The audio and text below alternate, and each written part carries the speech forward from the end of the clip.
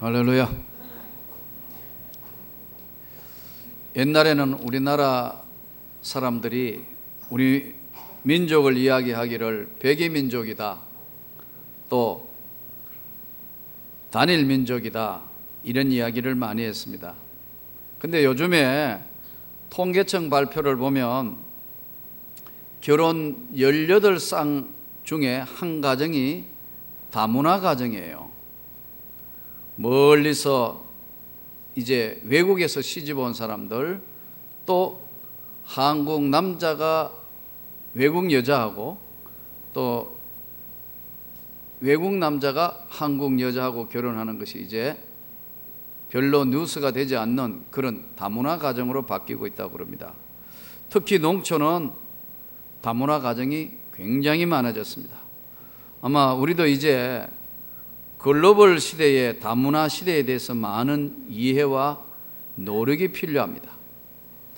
앞으로 2040년쯤 되면 우리나라도 오바마 같은 대통령이 나올 수 있지 않겠느냐, 그런 전망도 하고 있을 만큼 다문화 가정들이 많아졌습니다. 오늘 이 성경의 본문은 야곱의 형인 에서의 이야기로 채워져 있어요. 야곱의 형인 에서가 세일 땅에 정착한 후에 번성하여 한 민족을 이룬 것에 대한 족보의 형태로 아주 상세하게 하나씩 기록되어 있습니다. 이것은 일찍이 하나님께서 창세기 25장 23절에 하나님께서 리브가의 태중에 야곱과 에서의 두 민족이 있다, 이렇게 미리 성경에 예언된 말씀이었습니다. 그 성경에 예언된 말씀이 성취되어 가는 과정에서 오늘 본문의 말씀입니다. 그러면 참 이상하게 하나님은 약속의 백성, 하나님의 자녀 야곱을 통하여 12지파 이야기들이 쭉 진행되다가 갑자기 왜 에서의 이야기를 꺼내느냐는 거예요. 언약의 백성들이 민족을 이루듯이 에서의 족속들도 이방 민족이지만 어떻게 형성되었는가 하는 것들을 아주 상세하게, 아주 세밀하게 오늘 말씀에 기록되어 있습니다. 자, 오늘 왜 그러면은 에서를 상세하게 이렇게 기록했는가 하는 의문이 들죠. 그러잖아요. 왜 그냥 야곱의 약속의 아들들만 그렇게 하면 될 텐데 왜 격가지인 이거 본론인 하나님의 백성 자녀 외에 왜 에서 에돔의 족보까지 이렇게 많이 펼쳐 놓았느냐 하는 겁니다. 이것은 당시에 이방 민족인 에서의 후손을 상세히 언급한 것은 후에 예수 그리스도를 통하여 이방 민족까지라도 구원하시려는 하나님의 섬세한 섭리의 계획이 그때부터 진행되고 있으셨다. 바꾸어 이야기하면 예수도 이방 족속이지만 우리 한국 사람은 성경으로 볼 때는 전혀 피도 한 방울 안 섞여 있는 전혀 이방 족속이에요. 먼 데 있는 나라, 본질상 진노의 자녀였더니 국률에 풍성하신 하나님이 먼 데 있는 자든 가까이 있는 자든 누구든지 주 예수 이름을 부르는 자는 구원을 받으리라. 바로 우리 한국도 에서만 이방 쪽이 아니고 더더군다나 피도 한 방울 안 섞인 멀리 있는 족속인데도 하나님께서 구원을 하시려는 깊은 섭리를 이 말씀을 통해서 볼 수 있다는 거예요. 불신자 영혼 구원에 얼마만큼 관심이 있는 것이냐 하는 것을 오늘 하나님이 펼치시면서 보여주신 내용입니다. 6절부터 8절의 말씀을 다시 한번 살펴보면 에서가 자기 아내들과 자기 자녀들과 자기 집의 모든 사람과 자기의 가축과 자기의 모든 짐승과 모든 재물을 이끌고 동생 야곱을 떠나 다른 곳으로 갔으니 두 사람의 소유가 풍부하여 그들의 가축으로 말미암아 용납할 수 없었더라. 이에 곧 에돔이 세일산에 거주했더라. 건너편으로 가서 이제 세일산에 거주했다. 에돔, 에스라는 것은 붉다는 뜻입니다. 실제로 성지에 가보면 그쪽 산 쪽이나 돌이 붉습니다. 붉다 이런 뜻입니다. 자, 그러면 에서의 아내 이야기가 또 상세하게 나와요. 에서의 아내가 모두 3명이었는데 그의 아들은 5명인데 부인 아다 사이에서 가나안 헷 족속 아다와 사이에는 아들 엘리바스가 태어나고 오홀리바마 히위 족속인데 여기에서는 여우스 얄람 고라가 태어나고 바스마색에는 이스마엘 족속이었는데 루엘이 태어났더라. 여러분, 우리 족보도 다 모르는데 이거 남의 족보를 다 알려니까 얼마나 골치가 아픕니까?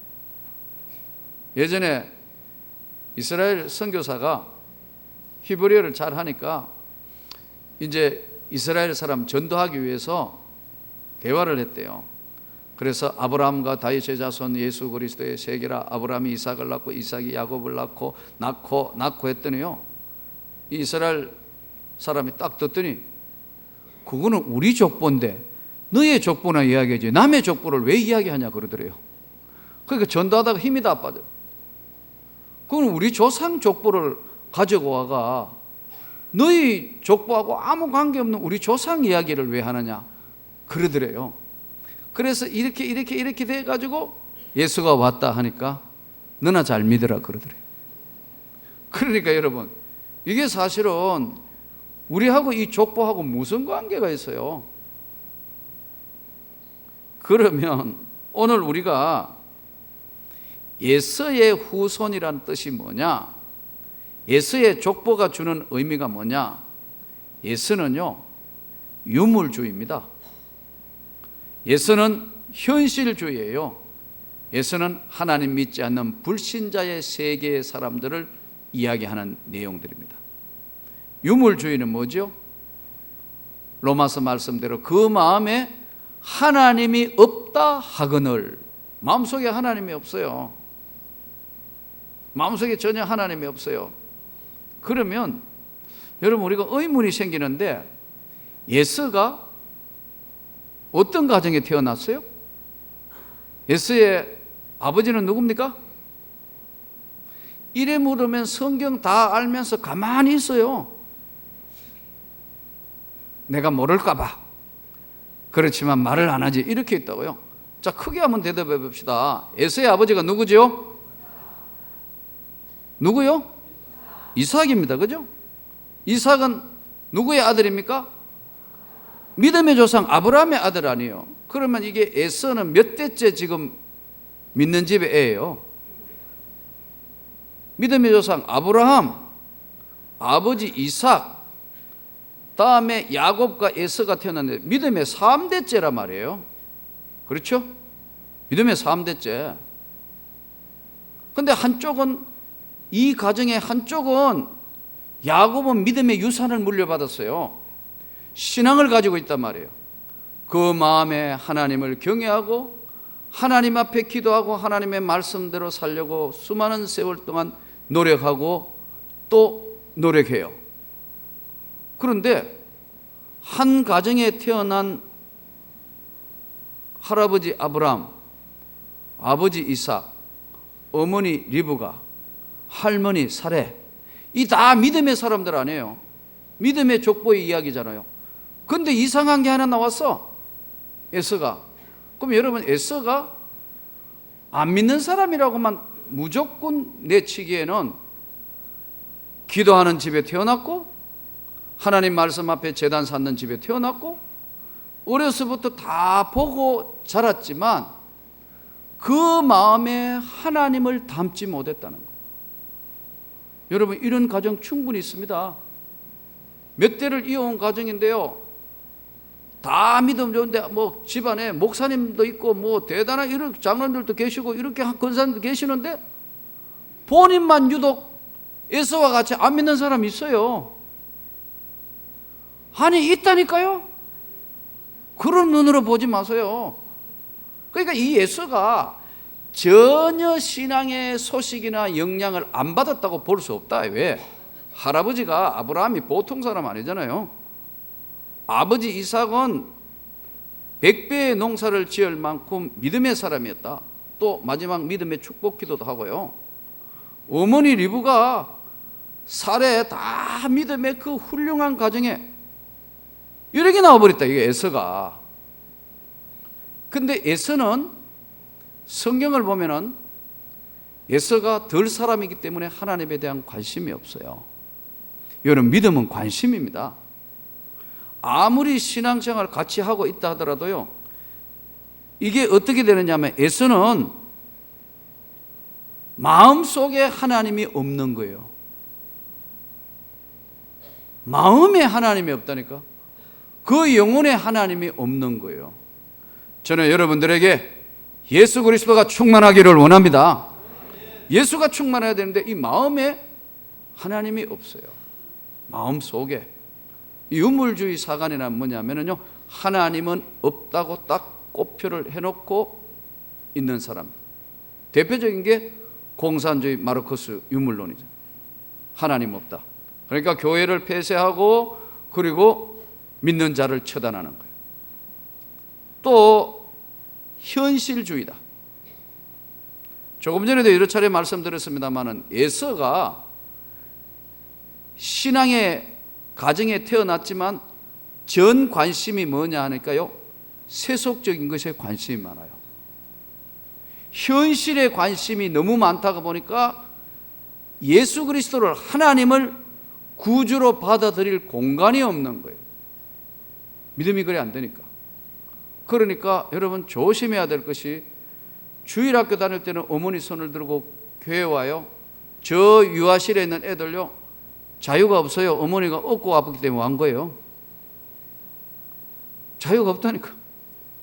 주일학교 교회 갔다 왔어? 예, 한번 해봐.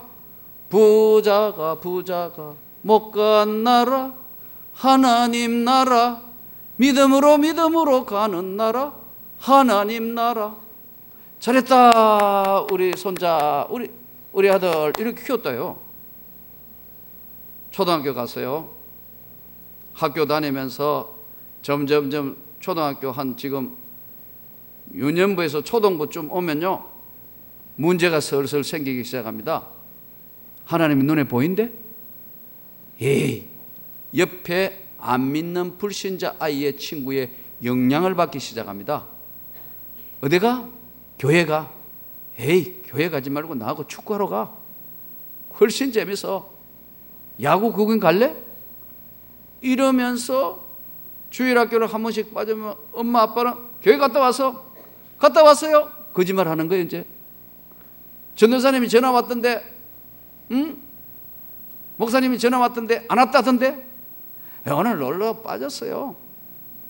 이렇게 되면서 중학교 오는 겁니다. 이제 중학교 오면서는 이제 우리나라의 교육 환경과 맞물려서 학원에 가야 되고 바쁘고 하면서, 학원에 갔다 왔어? 성적이 왜 이 모양이야? 막 자꾸 그러니까 교회도 한 번씩만 가, 주일날. 이래 보니까 그 다음부터 이 아이의 믿음이 마음에 쌓이기를, 하나님은 안 계신다. 계시는 그 앞에 안자가 하나 더 붙어가 하나님은 안 계신다. 유명한 맹인 목사님이, 안요한 목사님이, 아버지가 목사님인데도 하도 그러니까 집 앞에 뭐라고 써놨냐면은 자기 집 교패 밑에 하나님은 안 계시느니라 이렇게 써놨다. 그렇게 이제 불신자로 서서히 바뀌어가고, 중학교, 고등학교, 남자 같은 경우에 대학교 가서는 이제 자유인이 되면서부터 서서히 교회하고는 멀어지게 되면서 마음에 하나님을 담아두지 않는 것, 이것이 유물적인 사관이고 현실 사관으로서 불신자의 역사, 결혼도 마음에 하나님이 없으니까 믿는 가정인데 불신 결혼을 해버리는 거예요. 그러니까 믿음도 원래 없는 데다가 아예 믿음 없는 사람하고 만났으니까 믿음 이야기는 하나도 없고 불신자의 역사 속에 깊이 들어가 있는 게 지금 에서의 모습입니다. 이해가 됩니까? 처음부터 에서가요 전혀 하나님하고 관계없는 사람이 아니에요. 그래서 기독교는 예수를 신앙의 구주로 고백하는 것이 기독교 종교입니다. 여러분이 예수가 구주인 걸 믿습니까?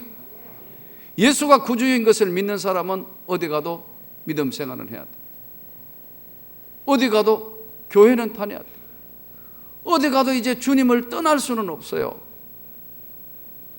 왜? 주님이 나의 구세주고 나를 구원한 걸 내가 믿기 때문에. 주님을 떠나서는 존재할 수 없는 것이 구원받은 하나님의 백성입니다. 하나님의 약속은 신실하단 말이에요.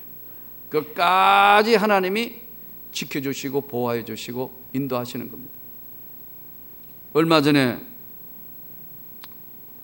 뉴스에 나온 것처럼 어느 결손 가정에 부부가 5년간 별거하는데 어머니는 자식 보고 전국에 1등 해라. 서울대학 가야 한다. 전국에 반드시 1등을 해야 된다. 막 아이한테, 그러니까 이 아이가 어떻게 해요? 예? 공부는 1등 할 수 있는 거, 여러분 전국의 1등은 그게 아무나 하겠습니까? 반의 1등도 아무나 못 하는데. 맞잖아요. 여러분 1등 했습니까? 난 공부 1등 한 번도 못 해봤어요. 예. 1등 하는 게 반에서도 힘든데 전국에 1등 하라니까 이 아이가 받는 압박이 얼마나 많겠어요. 그러니 여러분 나중에는 부모 속이가 할 수 없이 성적 자꾸 속이다가 이제 탄로날 테니까 있을 수 없는 일이 어머니를 살해해놓고 8개월 동안 방치했는 이 엄청난 사건을 통해서 우리나라 교육의 한 단면을 볼 수 있고 세상 속에 있는 사람들의 단면을 볼 수 있는 겁니다. 여러분 오늘 예수 그리스도를 구주로 믿는 것이 이 세상에 가장 소중한 줄 알고 신앙 고백합시다. 예수를 위하여 사는 삶이 되기를 바랍니다. 주 예수를 믿으라. 그래야만 너와 내 집이 구원을 받으리라. 하나님의 약속은 조금 더 변함이 없다. 예수가 주는 교훈은 뭐냐면요, 교회 다니는 사람이 중요한 게 아니고 교회 다니는데 어떻게 하면 예수 믿게 할 것이냐. 제일 고민이 그거예요. 교회는 온다고 다 예수를 구주로 영접했다고 볼 수 없다는 거예요. 오늘 이 자리에 계시는 분은 다 주님이 저와 여러분의 구원주가 되신 줄을 믿습니다. 그런데 오늘 교회 안에도 많은 군중들이 생기기 시작했다는 거예요. 예수를 구주로 영접하지 아니하고 그냥 교회에 다니는 사람들이 나타나기 시작했다는 거예요. 하나님의 약속은 신실합니다. 변함이 없습니다. 끝까지 저와 여러분을 지켜주실 이는 주님밖에는 없습니다. 어제는 사실 우리나라에 유일하게 있는 민간인 교도소 소망교도소에 어제 교정신우회 예배가 있어서 이제 이동을 했는데 여주에 있는데 어제는 진짜 차가 많이 밀리더라고. 어제 우리 이제 장로님들도 가시고 뭐 권사님들 한 20분이 이렇게 갔는데 긴 시간 정말 갔어요. 가서 이제 예배를 드리기 위해서 또 우리 박효진 장로님이 지금 현재 거기 이제 총무로 계시며 이제 부소장 역할까지 하고 계시기 때문에 이제 이렇게 보니까 전국에 대전청에서도 대구, 부산 뭐 이렇게 보니까 지금 아마 광주 뭐 전부 인천, 서울 이렇게 가 이제 신우회 회원들이 많이 모여서 예배를 드리고 아주 은혜 가운데 잘 예배를 마쳤어요. 근데 예배를 드리기 전에 이렇게 하니까 경상도 청송 청송감호소에 있었던 분들도 몇 분들이 올라오신 것 같아요. 이제 이렇게 보니까 어제 청송진보의 교회에 장로로 계시는, 이제 원래는 이제 은퇴하셨는데 김신웅 장로님이 올라오셔가지고 이렇게 지난 이야기를 하는데, 가만히 생각해 보니까 25년이라는 세월이 물결이 쫙 지나간데 86년도에 제가 은혜 받았을 때 장로님하고 이제 앉아가 이런저런 이야기를 하는데, 그 옛날에 제가 은혜를 받았을 때 김신웅 장로님이 제일 처음 찾아왔어요. 찾아와서 이제 만남을 시작해서 대화를 하고 기도도 하고 그랬는데, 그 장로님에게 내가 한번 어느 날 물어봤어요. 그렇게 열심히 교도소 선교를 하는데 어떻게 교도소 선교를 하게 됐수? 이렇게 물었더니 장로님이요, 그분은 아주 독특한 사투리를 잘 써요. 있지 않습니까? 이러면서, 예, 그랬더니 사실 내가 아버지가 장로고 장로의 아들로 태어났는데 믿음 생활하면서 한 번도 제대로 하나님의 살아계신가 그걸 못 느끼고 그냥 습관적으로 장로님의 아들이니까 그냥 교회를 나왔는데, 일찍이 천식이 발발해가지고, 이 천식은 마음대로 할 수 없는, 이 천식이 겨울 되면 굉장히 힘들고 쇠쇠 소리가 나고 해서 천식 때문에 군대도 갔다 오지 못했다더라고요. 공기가 제일 좋은 데가 당시에 어디 있느냐 해서 직업이 수의사입니다. 수의사. 그래가지고 멀리 청송 땅에 오면 제일 공기 좋고 당시에 산골짜기라고 왔대요. 그 와가지고 이제 동물병원 하면 수의사 하면서 살았는데 계기가 마련됐다는 거예요. 그러니까 이제 계속 이렇게 환자들은, 특히 천식 환자는 걸어가다가 숨이 갑자기 가쁘면 이렇게 쏘는 게 있어요. 예, 보면 기관지가 확장됨으로 갑자기 천식은 이게 목을 좋아하는 거거든요. 숨을 못 쉬어요. 눈이 막 뒤집어지면서 막 좋는 거예요. 그래서 이제 칵 이렇게 쏘는데 타이밍을 못 맞춘 거예요. 예, 오면 빨리 포켓을 꺼내가 쏘아야 되는데 이 타이밍을 못 맞춰가지고 그냥 실어져 버린 거예요. 그래서 주변의 사람들이 막 해가지고 막 산소 마스크 이거 하고 막 이거 긴급으로 면단이니까 할 수 없이 시로, 안동시로 나갔대요. 이거는 이분의 이야기입니다. 제 이야기가 아니고 들었. 근데 이분이 이제 갔더니 거의 죽은 상태라. 근데 이제 병원에서 뭐 의사, 간호사하고 좀 주변에 있는 사람들인데 이러더래요. 영안실로. 그런데 아주 독특한 경험을 했대요. 이분이요. 자기 이렇게 몸이 이렇게 있는데 자기 영혼이 자기 시체를 이렇게 보고 있어요. 영안실로. 그러는데 난 살아있는데? 이렇게 생각하는데 누군가가 이야기를 하시더래요. 너는 앞으로 갇혀있는 자들을 위해서 헌신해라. 내가 다시 살려주마. 자기는 그게 예수님이라고 늘 그렇게 믿고 있다더라고. 그러는데 몸이 꿈틀꿈틀해가 살아난 겁니다, 여러분. 죽을 줄 알았는데 살아나서. 그래가지고 이제 보통 보면은 숨을 못 쉬면 공기가 안 통해가 내가 이렇게 치매를 당하는데 내도 멀쩡하고 하여튼 살아나가지고 그 다음부터 전 모든 거 교도소 선교하는데 올인을 했다 할 만큼 생애를 던져서 청송감호소에 많은 일들을 했고 해왔고 지금도 그렇기 때문에 어제 70이 넘었는데 오시더라고요. 여러분, 이렇게 하나님은 때가 참에 우리에게 은혜를 주시는 겁니다. 근데 계기가 마련되어 있다. 계기가 이 예서가 조금 전에 말씀드린 것처럼 우리 대한민국도 하나님으로부터 멀리 있는 이방 족속이었지만 하나님이 은혜를 베푸셔서 여기 선교사들을 보내고 예수를 믿게 해서 저와 오늘 여러분이 하나님 앞에 예배를 드리는 겁니다. 이게 얼마나 놀라운 사실이에요. 전하는 자가 없으면 누가 복음을 들으리요? 산을 넘고 들을 넘어서 예수의 복음을 전하는 발의 아름다움이요, 누군가가 전하는 사람이 있었기 때문에 그 복음을 듣고 회심을 하고 변화를 받았습니다. 에서의 삶의 특징이 뭐냐 하니까요, 에서와 에서의 삶의 특징이 뭐냐면 성령이 없는 겁니다. 그분들에게는 하나님의 성령이 없어요. 세상 것들만, 계산과 세상 것들만 있지 그 사람들에게는 하나님의 성령의 역사가 없단 말이에요. 그런데 많은 사람들이 성령에 대해서 말씀을 전하면 질문을 해요.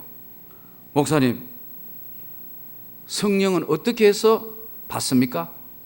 성령을 받는 것은요, 성경이 성령을 받는 통로예요. 디모데후서 3장 15절에 성경은 능히 너로 하여금 완전케 하고 온전케 하여 구원에 이르는 지혜가 있게 하느니라. 그러니까 성령 받으려면 제일 첫 번째, 여러분 그렇게 성령을 받기를 원하는 사람은요, 성경이 성령을 받는 통로 역할을 해요. 그러니까 성경을 읽지 않고 성경을 깨닫지 못하면은 성경이 성령을 받는 통로라니까요. 그래서 여러분 말씀을 많이 읽어놓으면 마음에 근심하지 말라. 하나님을 믿으니 또 나를 믿으라. 내 아버지 집에는 그할 곳이 많도다. 근심 걱정 많을 때 하나님이 말씀을 통해서 딱딱 생각나게 하시는 거예요. 인간의 세계는요, 의식 세계와 무의식 세계가 있습니다. 의식 세계는 다 알고 이렇게 해요. 그런데 모든 기억력은 무의식 속에 존재하면서 자꾸 잊어버리고 있어요. 그런데 어느 날 성령이 필요할 때는 이것을 탁 끄집어내어서 말씀이 기억나게 하는 게 성령의 역사예요. 오늘 이 성경 말씀이 바로 그래서 우리를 하나님의 성령의 사람으로 인도하는, 성령을 받도록 인도하는 통로가 성경 말씀이에요. 그러니까 제발 성경을 읽어야 돼요. 성경 말씀을 공부를 해야 돼요. 오늘 이 하나님의 말씀, 제가 일반 교회하고 달라서 왜 다른 사람이 일반 교회 보면요, 아주 아나운서, 아주 목소리 예쁜 사람이 성경을 읽어요, 봉독해요. 근데 왜 다 같이 하나님 말씀 봉독합시다 하느냐 하면요, 하도 안 읽으니까 요때라도 읽어보려고. 새벽기도 때마다 왜 1장씩 하느냐 하면 하도 성경을 안 하니까 새벽기도라도 읽어보려고. 수요 예배 때마다 왜 강의를 하느냐 하면 성경을 알게 하시려고. 예. 그러니까요, 성경 한 번도 안 읽은 분요, 예배만 열심히 나와도 그래도 성경은 그렇게 읽으면 안 되겠지만 안 죽는 양의 음식은, 말씀은 먹는 겁니다. 성경이 성령을 받는 통로입니다. 또 하나는 무엇이 성령을 받는 통로인가? 예수의 후손 세계에는 성령의 역사가 없다니까요. 기도할 때 기도가 성령을 받는 통로입니다. 오늘 성령과 은혜는 반드시, 성령 받았다는 것은, 성령과 은혜를 받았다는 것은 회개가 따라옵니다. 자기를 깨닫게 돼요. 내가 정말 죄인이라는 걸 알게 돼요. 내가 부족한 인생이라는 걸 깨닫게 되고 고백하게 돼요. 오늘 성령을 받으면 예수를 알게 돼요. 설명이 필요 없어요. 예수가 바로 하나님의 성령의 은혜의 말씀이 없었기 때문에 예수는 믿는 집안에 태어났지만 그 마음에 하나님을 두지를 못했어요. 우리 주변에 이런 사람들이 많이 있습니다. 장로님의 아들인데요, 우리 어머니가 권사인데요, 지금은요 제가 방황하고 있습니다. 교회 안 나오고 있습니다. 이야기 들을 때마다 끔찍끔찍 놀라는 이야기들을 많이 합니다. 아니 뭐 우리 애들 중에도 지금 아버지 어머니가 중직자인데도 교회 안 나오는 자녀들 들어 있습니다. 이미 하나님으로부터 마음이 떠난 사람들도 있습니다. 그러나 성경이 성령을 받도록 인도하고 통로가 되고, 기도가 바로 성령의 인도함을 받는다는 것을 잘 깨달아서 하나님께 영광 돌릴 수 있기를 바랍니다. 성령은요, 기도하고 말씀 보고 은혜를 계속해서 생활을 하지 않으면 성령은 소멸됩니다. 성령을 소멸치 말며, 예전에 받은 은혜만 자랑해서는 안 된다는 거예요. 성령을 소멸하지 말라. 딱 이거하고 비유가 같은지 모르겠는데, 여러분 스마트폰이나 핸드폰 가지고 계시잖아요. 계속 썼어요. 저녁에는 어떻게 해야 돼요? 전기에 꼽아둬야 돼요. 그래야 아침에 또 사용할 수 있어요. 날마다 성령의 충만함을 받으라. 날마다 충만함을 받아야지.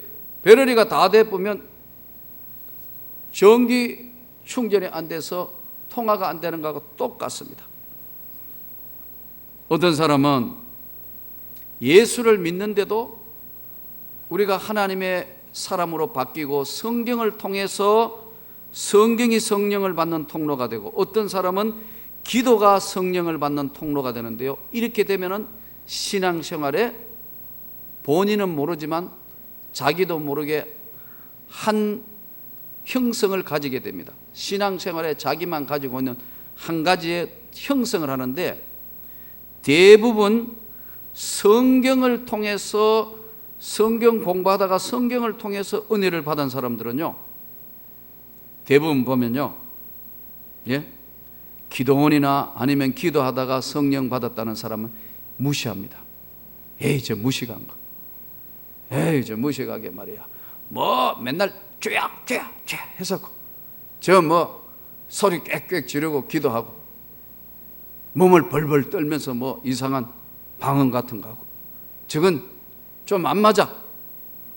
우리 교육주의 장로교 입장에서 보면 대부분 이쪽입니다. 믿습니까? 이 아멘 안 하잖아요. 순복음교회가 믿습니까? 하면 아멘 한다니까요. 믿습니까? 나 얼뚱말도. 믿습니까? 이청도 믿습니까? 이게 우리 전통 장로교회예요. 속으로 아멘 한다. 다 못하겠다. 안 나온다. 개혁주의 교회들은 대부분 말씀을 통해서, 이렇게 말씀을 통해서 은혜를 받았기 때문에요, 굉장히 차분합니다. 하나 더하기는 하나, 하나 더하기는 하나, 그러면서 지적인 것과 이거를 성경을 통해서 성령을 받은 사람들이기 때문에 굉장히 이지적입니다. 반대편에요, 저 오순절 계통이나 순복음교회 이쪽 감리교 일부 성결교회 쪽에서는요, 기도를 강조하는 교회들이니까 기도, 방언 이런 거 받아가 막 주여 하면 온 교회가 들썩들썩 주여 막 요란하다. 이 사람들은 또 방언도 못하는 게, 에이구 저게 신앙생활 하는 거라고 이렇게 무시해요. 안 할 것 같죠? 무시해요. 기도원의 뭐 원장님들, 기도원의 능력 받았다는 사람들은요, 아멘도 잘 안 하고요, 성경 말씀을 통해 이렇게 한 사람들 보고 에이 저거 은혜 없어, 저는 아니야, 은근히 무시해요. 우리는 또 주야 주야 하고 하는 거, 맨날 목시해가지고 목사님 이런 거, 저 인생은 저거 아이고 저 무식한 거, 저거 뭐 이상한 것들아. 우리는 또 그 사람들을 무시해요. 그렇죠?